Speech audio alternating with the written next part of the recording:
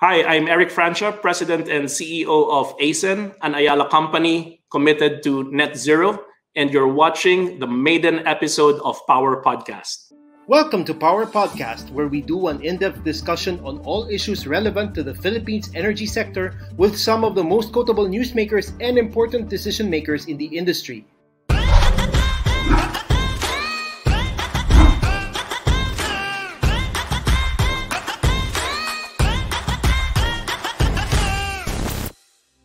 Power Podcast is a production of Power Philippines, the only online publication in the country dedicated to covering energy developments across the archipelago. We cover all news and issues which spark meaningful conversations among members of our growing online community. Like them, we believe that sustaining the growth of the energy sector is vital to the growth of the country itself. I'm your host, Francis Respicio. Let's get on with the show.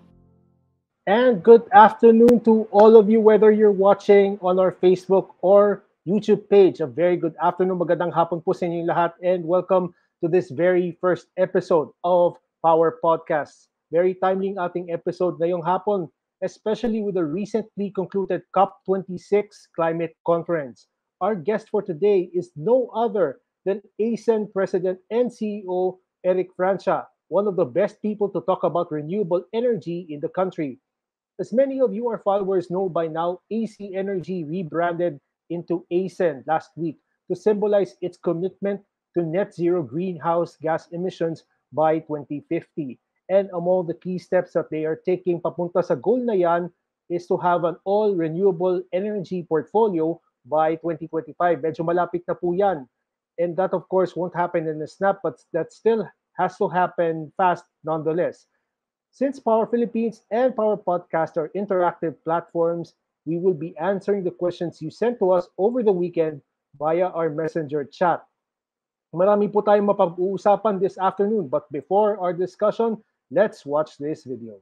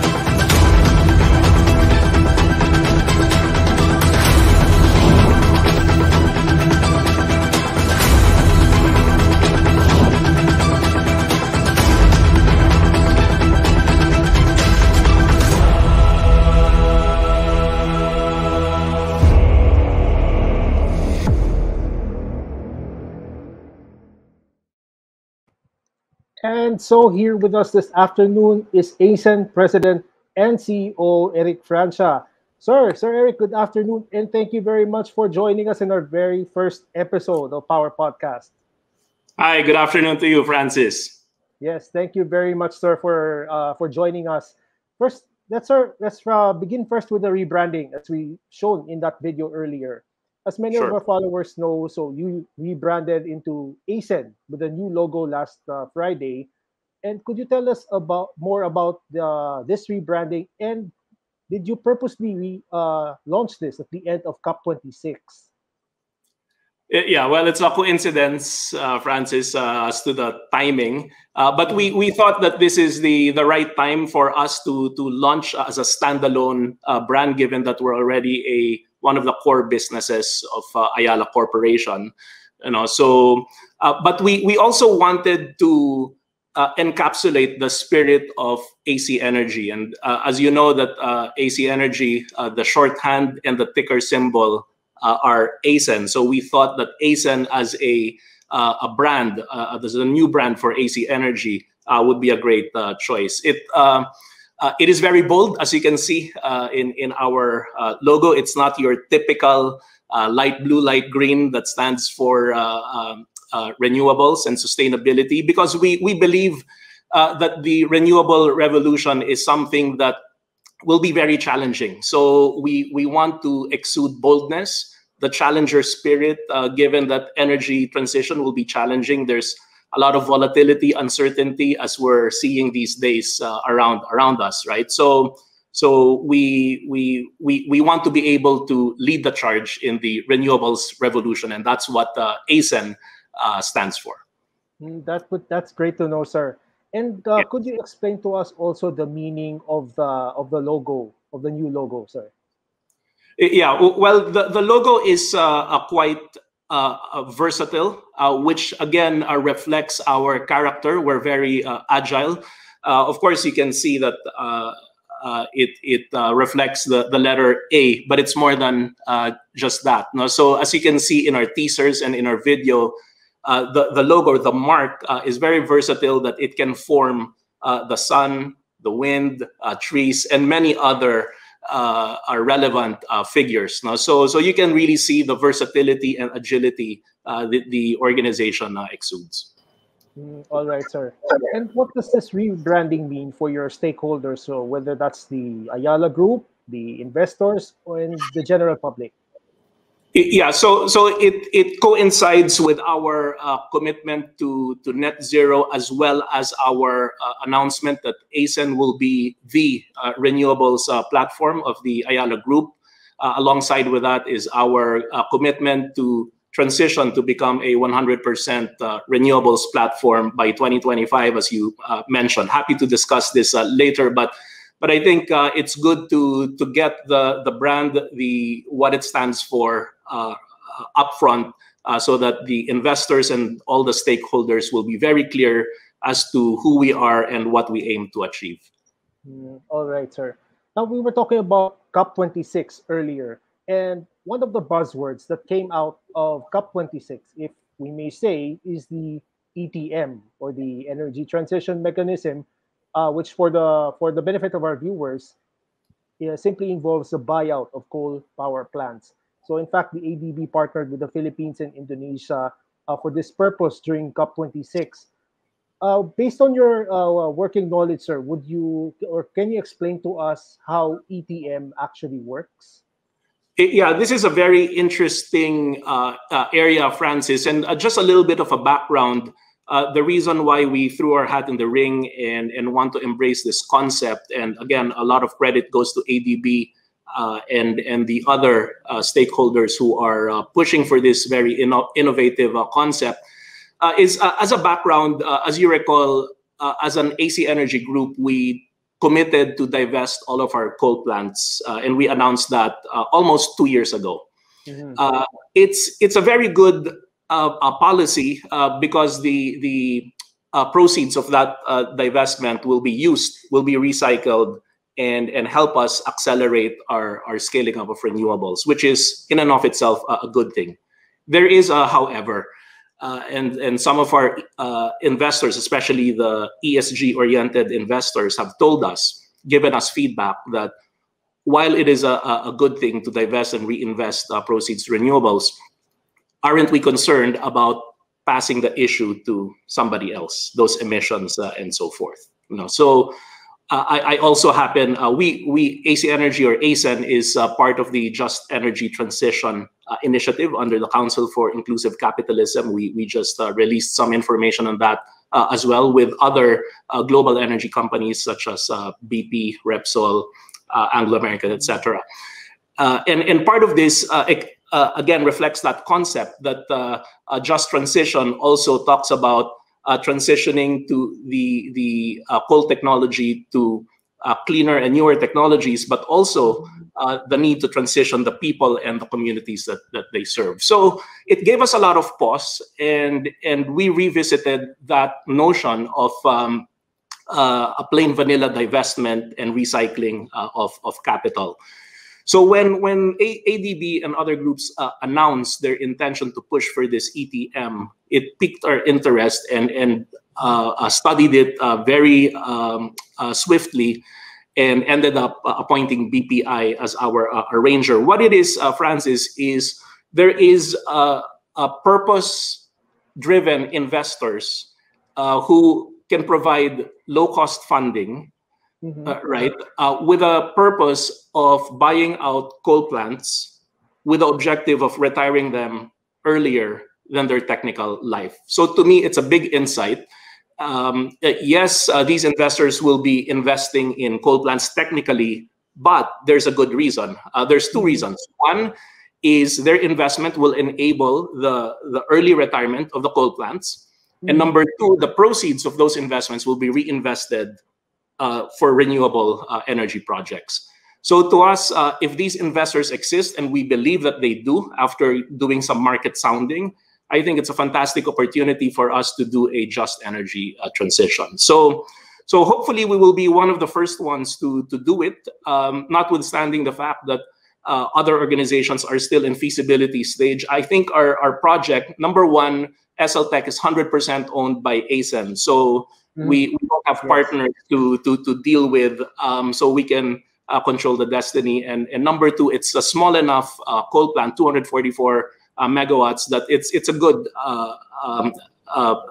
pilot example. So I think there's going to be a lot of learnings in what could be the first ETM project, and we're hoping to close this by early next year, and we would be more than happy to share the learnings so that ADB and the likes will pick the lessons learned from our own experience. So we're obviously in touch with ADB to make sure that we exchange notes and understand their learnings as well that we want to incorporate for ours. That's actually what we heard about Kalaka, SLTech, and that really interested us. But how are you actually going to do this? To do the ETM and the buyout for SLTech? Yeah, so I think there's two components here. One is there's a debt component, right, and there's also an equity component. So we need to be able to address both components. No, so when in our discussions with our arranger BPI, we are not only focusing on the equity, but also both the debt and equity. So part of it is also lengthening the maturity to be able to help the economics of the plant. So the debt will help. And then, of course, the equity, we would be looking for investors who are not who are willing to take returns that are acceptable to them, that will allow us to retire the plant early. Because that's at the center of the ETM concept.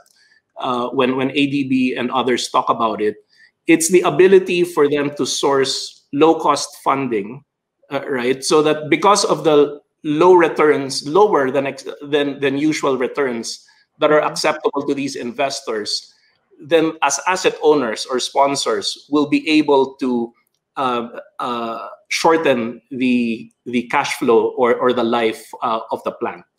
So instead of running it, SLTech was built in 2015. So and coal plants typically run for 40 to 50 years. We do have one of the oldest plants is our neighbor in Kalaka. That's already 30 years old. I think that was built in the 80s, if I'm not mistaken. So but SLTech can run in theory until 2055 or even 2065. But we're saying no, we will only run it until 2040. 15 to 25 years ahead of a technical life. And we will be able to do that because when we sell this to the ETM investors, the returns, at least to us, won't be so bad because we will convert that into a non-coal plant. We will commit as part of our just energy transition, notwithstanding the fact that we will be divesting this, we will assume responsibility and accountability to make sure that this gets transitioned in a just manner. Right. That's good. That's really great to hear. The concept actually of ETM is really exciting. Yeah, and I think Francis, I think the one, hopefully it will become mainstream. In Australia, for example, while there's no ETM concept, there's a more natural progression in Australia where they are very systematic about scheduling the closure of coal plants. Although arguably in Australia they have older plants than the Philippines. Most of their plants were built in the 70s, not 80s, coal plants that is. And a lot of them, as you can imagine, are reaching 40, 50 years old over the next decade or so. So they have a schedule of when each coal plant will be closed, down. For example, the next big one, Liddell Power Station, will be closed down between end of 2022 to 2023. So it allows the industry, and being an industry player in Australia, it allows us to take a view of the market, knowing that there will be a significant coal plant that will be shut down. Then the rest of the industry can be proactive enough to replace that with new capacity. Now, hopefully that will be the norm, especially in this part of the world, in Southeast Asia, that we begin scheduling the shutting down of the coal plants, and better if we are able to commit even earlier than the 40 to 50-year-old technical life. No, so hopefully this will be the first but not the last. So hopefully this will set a roadmap or a template for others to also consider. Okay, that's really great to hear, sir. Now also before COP26, I'd like to ask this one. AC Energy at the time and the entire Ayala Group announced its commitment to net zero by 2050. Now, for the benefit of our audience, especially those who have a newfound interest in the energy sector, could you explain to us, sir, the concept of net zero and why 2050? Bakit 2050 yung target? Yeah, so the net zero concept obviously was not invented by Ayala. Now, there's a global movement on net zero. I think the first country to commit to net zero a couple of years ago was the UK. And then now, around 137 countries have committed to net zero, maybe more now given COP26. 25% of the top 2,000 corporates globally have also committed to net zero. Now, net zero is different from carbon neutrality. So, it took time for me to absorb that. So happy to share with you what is the global definition of net zero. So number one, Francis, net zero does not only look at carbon emissions, but also the other GHG or greenhouse gases. So the next most significant or potent GHG is methane. So that's also considered. Number one. Number two, net zero does not only look at scope 1 and scope 2 emissions, that is your direct emissions and emissions that you generate through the purchase of electricity, which is scope 1 and scope 2. It also includes scope 3, which is the most challenging, arguably, among the three scopes, types of emissions. Scope 3 is the emissions of your supply chain, of your entire ecosystem. If you're a bank, it includes the emissions of who you lend to. If you're a real estate company, it includes the emissions of your subcontractors and so forth. Or in our case, it includes the emissions of the solar panel manufacturers, for example. So you'll need to look at not only at your own operations, but your operations for your entire supply chain. If you're a coal miner, for example, scope 3 will include the emissions of your customers, for instance, who use your coal to produce electricity and emit.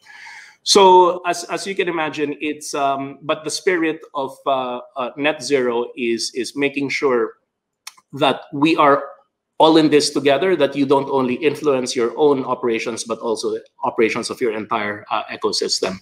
The third concept, I guess, so important concept of net zero is how you get to net zero. And the word net as opposed to gross zero is part of this, which is the how, which is quite important. So broadly, there are three methods to get to net zero, to achieve.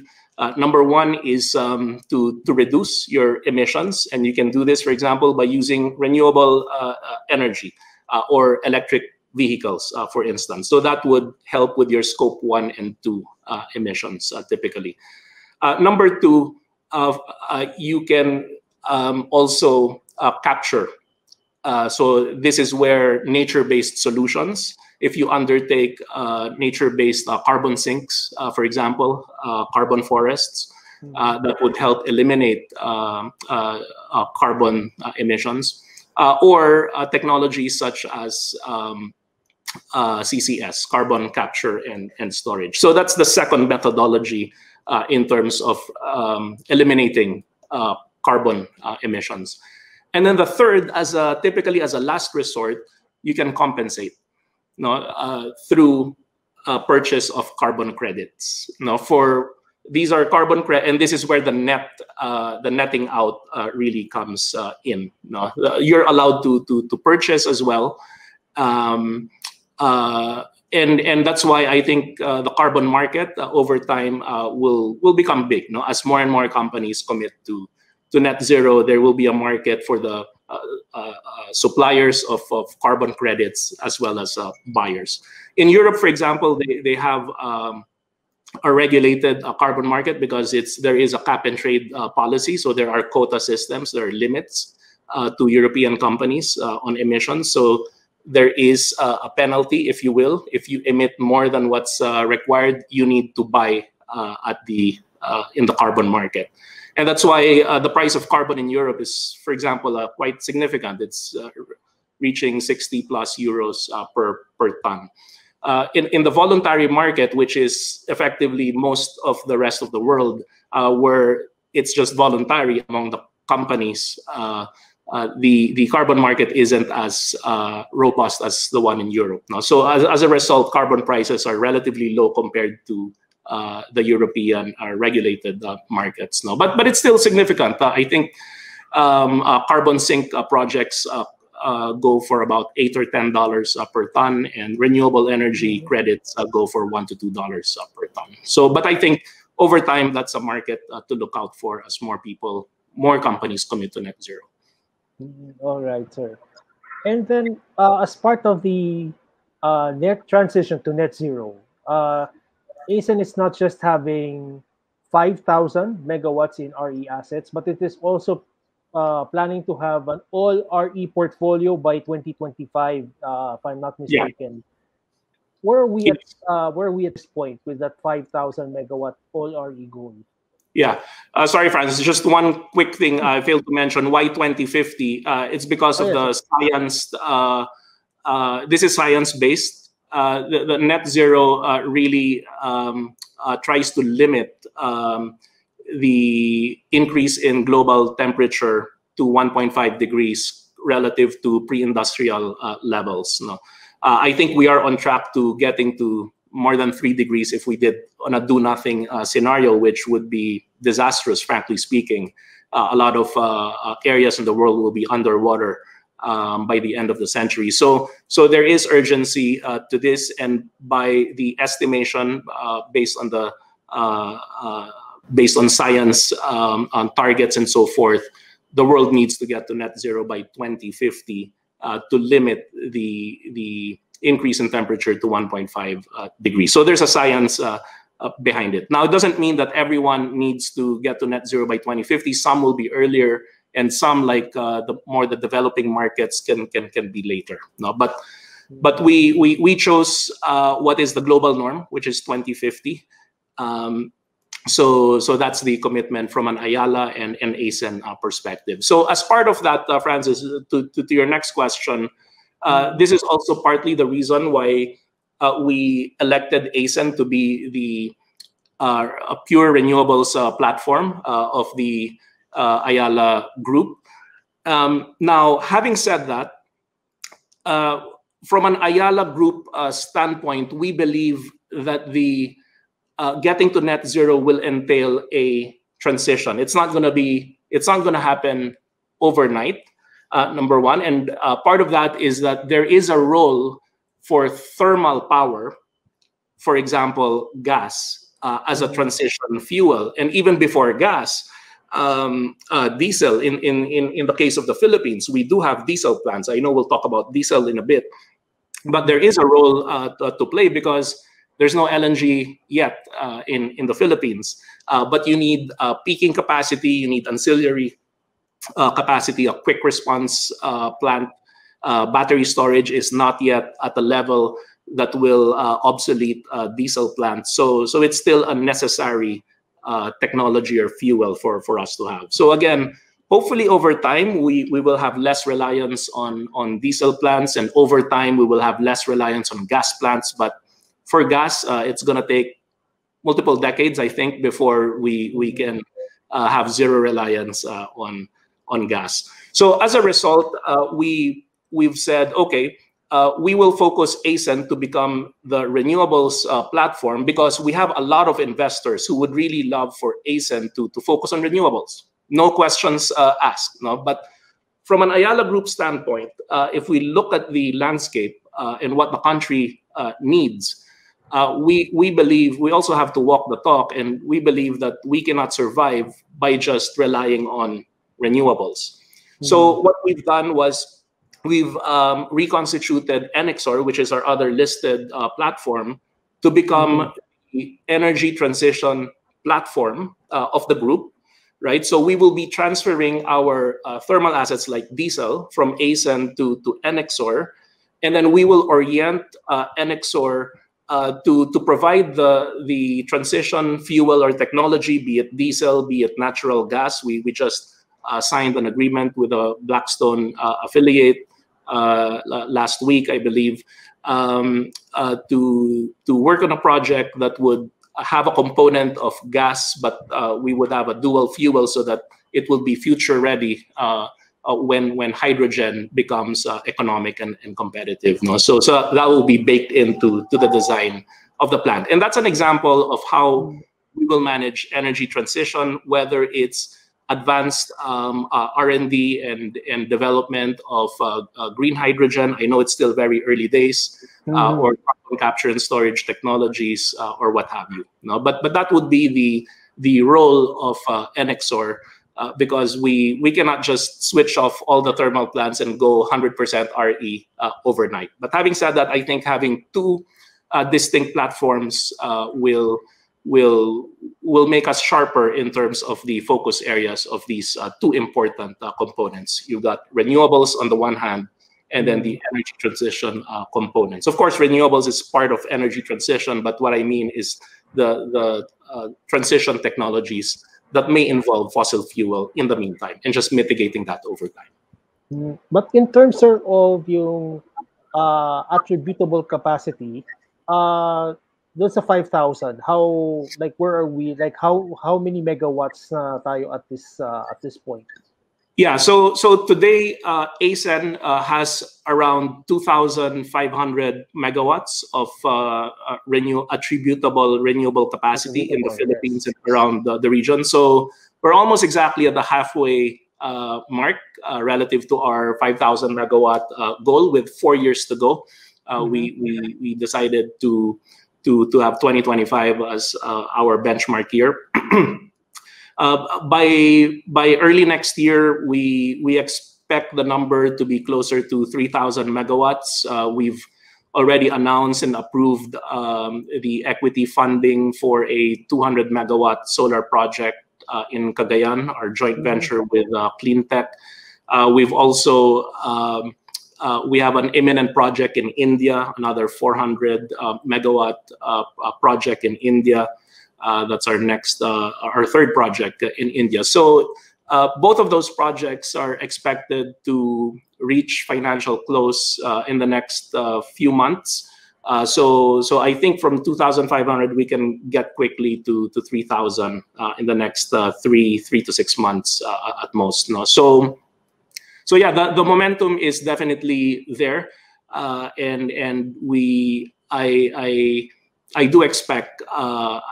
Frankly, I'd be disappointed if we only meet. I would like to exceed the 5,000 megawatt goal by 2025. But I think we've got a good fighting chance, given where we are today and given where our pipeline is. We just updated our pipeline, especially following the acquisitions that we made. We do have some consolidation moves in the market.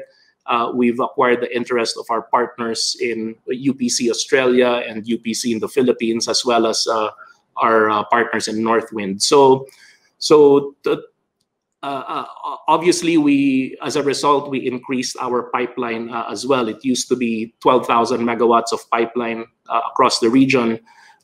Following the recent acquisitions, which have yet to reach financial close, but I think we'll get there sometime 2022.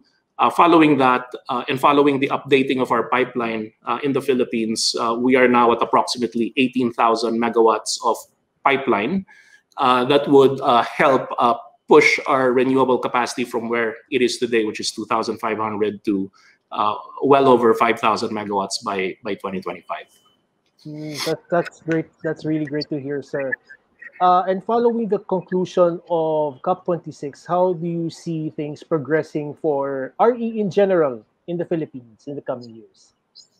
Well, I hope that a lot will depend, of course, on the next administration or leadership in the country to really set the aspirational targets. I believe that our targets need to be aspirational on the one hand, but on the other hand, I know there's a camp as well that looks at the cost implications of being aspirational on sustainability targets. No, one can argue are our plans aspirational enough? I think Senator Win Gatchalian did mention that he doesn't think so, that we can do better, and I tend to agree with that. For example, we do have a commitment, a soft commitment, a qualified commitment to reduce emissions by 75% by 2030, but a lot of that is contingent on foreign support, funding support. I think the hard target there is low single digit. I don't know if it's 2 or 3% reduction. But even with that, there's two questions. One is it aspirational enough? And number two is, do we have specific policies, credible policies and programs in the will to implement those policies? So I think there's still a lot of open questions. As it is now, Francis, if you look at just the next 10 years or so, 2030, I know that as part of the government policy or goal, it's to get renewables share of output to increase from where it is today, which is around 21% share of output, to 35%. Yes, by 2030. I get happy to provide you the nuances and the details behind these numbers. But even with that, first of all, it's a goal that's not easy to achieve, but I think we have a good shot at that. But number two, if our goal is quote unquote limited to that, our carbon emissions will still increase between now and 2030, despite the fact that you're increasing renewable share. By my estimation, based on those numbers, we will increase our emissions by 35 to 40%, as opposed to going the other way around, which is reducing it. So there's an open question whether our goals are aspirational enough relative to what the world needs, what COP26 and what net zero calls for, the science behind it, number one. And number two, whether our policies are strong enough. And number three, whether we're enforcing those policies as well. Okay. And then now, of course, now we've already talked about the general situation. I'd like to continue that further. Before the pandemic, DOE had this projection that the country would need, and let me quote this one, 30,189 megawatts by 2030 Now, dependable capacity as of the end of 2020 was at 23,400, Yeah, around that area. Now, that's correct. considering that the economy is slowly opening up, and let's hope that the COVID cases remain down, uh, do you see that this projection would, or do you agree with this projection of the DOE? Kulang yan, Francis. Well, Kulang na kulang. Let me explain. There's a lot of nuances in that 30,000 megawatt number. No? I mean, are you saying that we'll only grow by 7,000 megawatts in the next 9 years? Kulang. Yeah. So to put things into perspective, I think let's talk about megawatts and let's talk about output, which is gigawatt hours or kilowatt hours, no? Because those are two separate things that people confuse, typically confuse, no? yes, sir. One Please. is installed capacity, which is what you have now, and the other one is the output that it produces, no? So just to put into perspective, yes, your numbers are right. We have 23,400 dependable capacity that's installed and dependable capacity around the country as of 2020. To put things into perspective, the output now in terms of kilowatt hours or gigawatt hours that the country consumed in 2020, which was a pandemic year, it was approximately 102 terawatt hours, or I'd like to talk about kilowatt hours because it's closer to our household bills. No? So that's about 102. It's just under 102 billion kilowatt hours. No, that we consumed as a country during a COVID year in 2020. Prior to that, pre-COVID, it was close to 106 billion kilowatt hours. So there was sort of around 4% reduction because of COVID. I believe that this year we should be back close to the pre-COVID levels, if not slightly more. We don't have the numbers yet because the year is not done, but I won't be surprised if we will be back at the 106, 107, 108 billion kilowatt hours. Okay, so now that number is supported by the generation, the fleet that we have, which is 23,400 megawatts, as you mentioned. And out of the 23,400, there's about 16,500 of thermal and 6,800 of renewables, right? Now, the important number to look at is what did those capacities produce relative to the 102 billion or the 106 billion kilowatt hours? Well, it's the 80-20. 79% was supplied for by thermal, which is about 80 billion kilowatt hours, right? Out of the 101, 102, or 106, depending on which year you're looking at.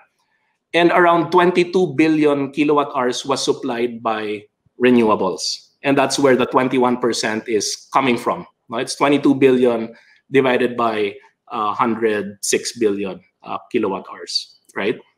Now, that is where we are today, more or less. Okay. Now, you now project 2030, since that's the milestone year that DOE has identified or determined. Historically, we've been growing between 2010 and 2019, prior to the pandemic. We've been growing at around 5.1% compounded annual growth rate, in the last 10 years or so. Had the pandemic not happened, and you continued that 5.1% CAGR, by 2030, we would be at around more than 180 billion kilowatt hours. So yung 106 billion noong 2019 would be at around 180, 185 billion kilowatt hours by 2030. Okay? So remember that number. Now, given that the pandemic delayed, set back the growth by 2 years, because we're now 2021 is going to be similar to 2019. If you just apply that 5.1% on 2021 base year, we would be at around 160 plus billion kilowatt hours by 2030. My crystal ball says we will be somewhere in between, 160 to 180, up to 170. This is an art and science, no? Ballpark lang, it's back of the envelope. So let's say we will be around 170 billion kilowatt hours of output demand by 2030. Now you say, okay, what is DOE's objective goal? 35% RE. You multiply 35% to that 170, you have to be at around 60 plus billion kilowatt hours supplied by renewables versus where we are today, which is 22 billion kilowatt hours of renewables. So we need to triple. Okay, we need to triple the output of renewables to get to that 60 plus billion kilowatt hours by 2030 to get to that 35% renewable share of output. Now, what about thermal? So if our crystal ball says we will be at 170 billion kilowatt hours by 2030, 65% of that will be supplied by thermal, right? And that's around 110 billion kilowatt hours of thermal, okay? Supplied by coal, gas, and diesel, mostly coal and gas, no? Versus where we were in 2020, which is about 80 billion. So we're almost there, 80 versus 110, right? And guess what? What the 2020 number doesn't reflect yet are coal plants that are under construction, such as GN Dinginin, which will be 668 times 2. And then there are San Miguel plants that are being built in Mariveles. I believe it's around 600 plus the baseload contract that they won on the Meralco bid, which is another 1,800. So there's around 3,700 megawatts of coal and gas that are already committed or being built. And that represents around 20 plus billion kilowatt hours. So if you look at it, Francis, we're almost there in terms of thermal requirements, right? If you included the committed and capacity under construction in thermal, we would be over 100 billion kilowatt hours already. And we only need around 110 by 2030, right? So all we need is like 10 billion kilowatt hours more. But you have to remember that, number one, we need some buffer capacity, some reserve capacity, because power is tight today. And then number two, you need to also replace the aging coal plants or gas plants that are degrading over time. So the availability or dependability is reducing every year. Now, so if you take all that into consideration, to cut my long story short, our rough estimate is we probably need, on top of the plants that are already committed, we need probably around 2,500 megawatts of new thermal capacity on or before 2030, perhaps at the latter part of this decade. And ideally, that would come from gas, not coal, but gas. Economics are question mark whether gas or coal is going to be more competitive, but obviously from an environmental impact, gas would be far superior and far more flexible and more complementary with renewables as well. No, so I think now, so that's insofar as thermal is concerned. Now, the tripling of renewables requirement, no, from 22 billion kilowatt hours to 60 plus billion kilowatt hours by 2030. What does that additional 38 billion kilowatt hours look like in terms of installed capacity? Mm-hmm. Well, the answer is depending on your assumed technology mix. I have my own assumption. I'm happy to tell you what the assumption is, but this is not engraved in stone. I'm not the government mandating all this, or it's not a perfect crystal ball, but hypothesis. One scenario is what I call a solar-driven scenario, where we would, to produce that incremental 38 billion kilowatt hours of renewables to get us to that 35% goal, we need to build around 18,000 megawatts of renewables between now and 2030. And the breakdown of that approximately is about 14,000 megawatts of solar and about 2,500 megawatts of wind and 1,500 megawatts between geothermal, hydro, and biomass. Okay, now you can say, okay, where did I get those numbers? Well, it's finger in in the air. It's a scenario. Now you can argue it's biased because we are big on solar and wind. But there's a possibility that geothermal, hydro, and biomass could step up to the plate. It's a balance. It's a scenario. You could argue, yeah, maybe the 1,500 of geothermal, biomass, and hydro could be doubled to 3,000. Then you won't need 14,000 megawatts of solar. Maybe 10,000 megawatts of solar would be enough. And therefore, my 18,000 is an overstatement. It's closer to 14 or 15,000 megawatts of renewables. But that's the order of magnitude, Francis. 15 to 20,000 megawatts of renewables that we need to build in the next 8 to 9 years. That's a lot of capacity. That's about 2,000 megawatts of renewable capacity every year that we need to build if we're serious about hitting that target. And if we fail, I hope failure is not an option. But if that doesn't happen, then we would need to compensate with more thermal capacity. Otherwise, we could face a shortage. No? So that's the task ahead of us. But it's an exciting one, and we should just have a point of view and go for it. No? One thing that one comment that we have been receiving from our followers, from those who go to our Facebook page, is that while it's great that we have the drive to raise our RE capacity locally and globally, the common criticism that we hear is that RE lacks baseload capacity. So how do RE developers like ACEN address this comment? Yeah, no, I agree that the challenge of renewables, especially when it comes to solar and wind, the intermittent renewables, is the lack of reliability or dispatchability. No, you're dependent on when the wind blows and when the sun shines. It is a fact of life, and that is why we maintain that during this transition, we still need the transition fuel such as thermal. We've always advocated a balanced approach to the energy transition. We are not, much as we are big proponents of renewables, we don't think that renewables alone is the answer. At least it's not going to happen overnight. Of course, the big enabler, the holy grail of renewables to really unlock the massive potential of renewables is energy storage. Yes. So once we get energy storage at a cost and the proper scale, then it's going to be game on. And we believe that renewables will not only be able to provide mid-merit or peaking capacity, but also baseload capacity. We did study this already. In fact, we submitted a bid earlier this year for a renewable baseload. It does work. It's hard to scale. I will admit that.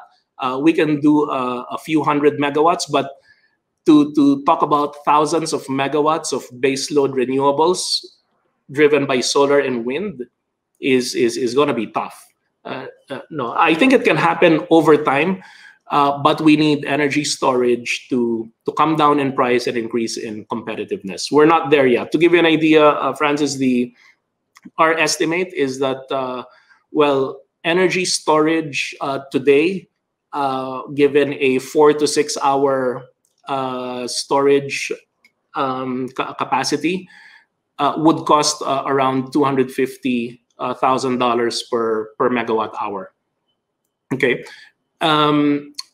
But for it to be competitive, at least from a mid-merit standpoint, so that it will be able to store during the day and release the energy at night, we would need to see that cost cut by half, at least, to about $125,000 per megawatt hour or even lower, so that storage at that point in time can be used to complement renewables and compete at the mid-merit level, on a 12-hour per day level. it needs to come down even further if you want it to be a 24-hour base load capacity. But we're hopeful that this is something that will happen in the next, God knows when. No? 3 years would be the fastest. 5 years would be reasonable. 7 years would be arguably a conservative estimate as to when storage will get to that level. All right, that's great to hear. And then also, you recently said that you've consolidated your assets. You've upped your stake in the Ilocos wind farms, and you're also up to building solar projects left and right. But some of our followers are also asking, which between wind and solar are you prioritizing? Well, both of the above. Both. Okay, so equal. I think there's a slight over-indexing on solar. If you look at our portfolio today on renewables, we have roughly twice the size of solar relative to our wind in terms of installed capacity, right? But in terms of output, it's probably equal, given that wind capacity factor is almost double that of solar. Now, from an output perspective, I think it's more like 50-50 between wind and solar. And I think at the end of the day, it really depends by market, Francis. So, for example, in the Philippines, I would imagine that we would be having significantly more solar than wind, although we are also investing in wind, because in the case of the Philippines, solar produces at the right time of the year. It peaks during summer when we need the capacity most, and it also peaks during the day, which is also the highest demand, or among the highest demand during the day. So whereas wind produces mostly during the cooler season, the peak of wind months here in the Philippines is October to March, which is relatively low demand. At least the fourth quarter is relatively, between November and February, traditionally is relatively low demand. So it's not that ideal, although of course, from a portfolio perspective, I think wind will help us stabilize the overall renewable portfolio as well. So I think, but in the case of Australia, for example, they've got really good, excellent wind regime, almost like base load, very steady, and so forth. So in that particular market, I think we would also build a lot of wind farms relative to solar. I think it's going to be neck and neck between wind and solar. So I think it depends by market and by situation. All right, sir. Now, speaking of solar, you mentioned solar earlier, and you mentioned your project in Cagayan. Yes. Any more details, sir, that you could share with us about the developments with that project? Well, we're in the middle of hopefully finalizing the EPC contract, the construction contract, and just looking at ticking the rest of the boxes to before we issue the notice to proceed. But it's quite imminent. Hopefully, in the next few months, we should be able to issue the notice to proceed in a way that will allow us to complete the project prior to the summer of 2023. So the good thing about renewables is once your project is shovel ready, it just takes about 1 year to build a meaningfully sized power plant, so that you can respond to potential tightness of supply, such as what we're seeing in the next 3 years could be tight unless we can really deploy a lot of these renewable projects off the ground soon to alleviate any power shortage in the next 2 to 3 years. All right. And then also, still on solar, we've also received comments on our posts regarding anything regarding solar. a lot of people have raised concerns about the development of solar farms on arable land specifically. So their concerns center on uh, their concerns are their concerns center around let's say sana nagtanim na lang kami ng crops or something, Mm. and it could have been used for something else. Why put solar panels there? Mm. And also the communities. There's also issue with the communities. How does ACEN intend to address these concerns? Yeah. So first of all, we only put solar farms on non-irrigated land. So we want to make sure that the land doesn't have a strong agricultural use. No. So in fact, one of our major projects is on land that is covered by Lahar, no, the one in Zambales. Yes, No. Zambales. Yeah, so there that is unquestionable that we are not crowding out any potential agricultural use. So we're very sensitive to this. Of course, with the communities, we also have a policy and are part of our culture to work with our communities, not disrupt them, but to embrace them and involve them in the development. We provide labor, of course, but also the livelihood components. As you will notice in some of our major developments in the north, for example, in Ilocos Norte, we have around our wind farms, we have what we call the conservation estate around the Pagudpud and our Bangi wind farms. No? So where we work with the communities and make sure that we have a program that will nurture the ecosystem, the biodiversity. We do reforestation and forest protection as well, and we involve the communities. We also do some agroforestry training programs, for instance, that provides livelihood and so forth. No, so it's a very high level of engagement.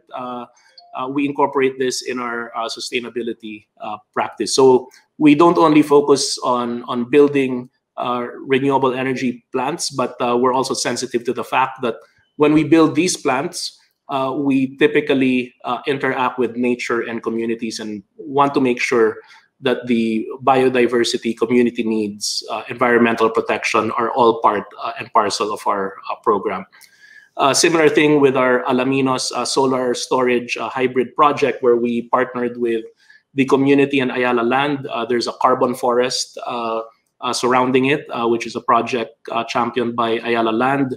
We also promoted the circular economy. So, for example, all the plastic waste from all of those solar panels are recycled and upcycled to be used as eco bricks for the building structures of our solar plant there. So, and even after the project is constructed, during operational phase, we are continuing the circular economy and making sure that there's waste management program deployed across the community, the greater community. So we in each of our major projects, we do incorporate these sustainability elements as well. Just a curious question, because we have investors also who follow Power Philippines, and Yes. these investors have seen the stellar rise of AC Energy stock price in the PSE. That we have received some comments such as, let me quote this: "ACEN lang ang salakam, malakas daw, malakas daw kayo." Is it time indeed to invest in RE and in ACEN? And of course, your comment, your comment to that, sir. Yeah, well, all I can say, Francis, is we have positioned and established ACEN as a platform that will be leading the charge in the renewable revolution and in this energy transition. No, and I think this is one of the mega trends in globally today, the energy transition and decarbonization. I believe that it will be a multi-decade phenomenon. I mean, just imagine all the net zero ambitions and goals. Just imagine having to replace all of the thermal plants over time at the right time and shift these plants to renewables, to clean sources of energy. It is a massive undertaking, and I believe that we will see renewables and sustainable investments grow at a clip of at least 20 to 30% compounded annual growth over the next couple of decades, if not more, as a total sector industry. So that is the industry that we are focusing on.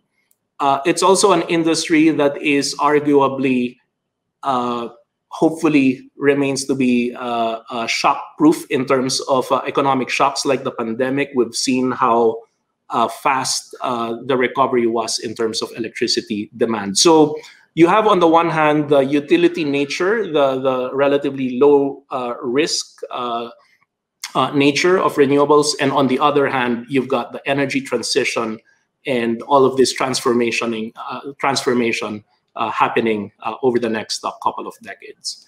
So yeah, it's an exciting time to be in this sector, and ACEN also has a increasing regional, if not global, footprint. While we maintain Philippines as our core market, as an extremely important market, it accounts for 40 to 50% of our business. But we don't limit our growth to the Philippines. We think that we have a role to play in the regional, if not in the future, the global energy transition. So I think it's a great time. It's a great sector to be participating in, and I think together with our partners, and we've been very strong with partnerships. We've demonstrated a lot of momentum and capability in terms of accelerating our scale up in the renewable space. Okay. Now at this point, we'd like to accommodate some questions that have been sent to us over the weekend. So let's start. Let's start with this question from Bri Lee. So Bri asks, how could ACEN surpass the 5,000 megawatt target by 2025? Yeah, as I said, Francis, I'm feeling quite confident that we would surpass this target. We're already at 2,500, close to 3,000, given our trajectory. What's important also is the pipeline. As I mentioned, our updated pipeline is already at 18,000 megawatts. Now, I'm not saying that all 18,000 will happen over the foreseeable future, but you need a large pipeline given the natural attrition as well among the projects. So I think we've got the right pipeline, number one. And number two, we have the balance sheet. We have quite a strong balance sheet owing to the recent capital raising. And the new investors that we have in the platform. And we have a relatively low leverage. Our balance sheet, our debt equity ratio is only at 0.35 to 1 as of the last reporting period. So we do have the pipeline, the partnerships, and the balance sheet to keep on pushing. So I'm confident that we would not only meet, but again, hopefully exceed this target. All right, and let's have our next question from RV Gel Ramos. RV asks how, after hitting the 5,000 megawatt renewable capacity for 2025, what's next for ACEN? Yeah, that's something that I think in the next year or a couple of years, we would start looking at 2030. And hopefully in the next year and a half, we'll set another aspirational target. To be quite frank, Francis, we set this 5,000 megawatt renewable target in early 2018 when our renewable portfolio was at 250 megawatts. Right, so it sounded aspirational. It was aspirational back then to grow 20 times to 5,000 megawatts by 2025. Doesn't sound so aspirational anymore when you're already 50% to your goal with 4 years to go. It sounds like very achievable and lacking in aspiration. So rather than changing the target, I would rather take a look at the next milestone year, which would be 2030, and set a new aspirational target. Cannot announce that yet. I will have to get the commitment of my management team and the board, but hopefully in the next 6, 12, 18 months, we'll be able to communicate what that new BHAG is, that big, hairy, audacious goal by 2030. And we'll be excited to hear that, sir. We'll do another podcast for that. We'll be looking forward to that, sir. Okay, next question from Jerome Wafalas. I hope I got that right, Jerome. What are the upcoming events that you are looking forward to in 2022? I think what he means here is that how much or what's your outlook for 2022, and how much capacity are you targeting for next year? I think you answered that, sir, earlier. An additional, did I get that 3,000, sir? I think by early part of 2022, we should, based on the projects that we already announced but haven't hit notice to proceed yet, we would be close to 3,000 megawatts of renewables in total. But that's not the end all and be all. I think the team will continue to work hard to convert a lot of this pipeline into projects under construction by 2022. So again, I cannot give a specific number, but we will suffice it to say that we will continue to push the envelope. Especially in the Philippines, that needs a lot of capacity. So beyond Cagayan, do expect us to be pushing more projects in the Philippines. And of course, we will also continue to expand our international business as well. Thank you very much to all of you, for our followers, for sending us your questions for today. And basically, ACEN is committed to net zero. They're going to have an all RE portfolio by 2025, and they are dropping coal from their portfolio. And on that note, thank you very much, ACEN President and CEO Eric Francia, for joining us. We're very, very grateful to you for joining us in this first episode of Power Podcast. We hope to see you again, sir, in our next episodes. Absolutely. Thanks a lot, Francis, and congratulations on this new initiative of yours, and thanks for having me in your pilot episode. Thank you. Thank you very much, sir. Thank you very much. And we wish you well at ACEN. We wish you well, sir. And that wraps up today's Power Podcast. Tune in next time as we converse with the movers and shakers of the country's energy sector. For your comments and suggestions, shoot us a message on Power Philippines Facebook Messenger account or email us at news.powerphilippines@gmail.com.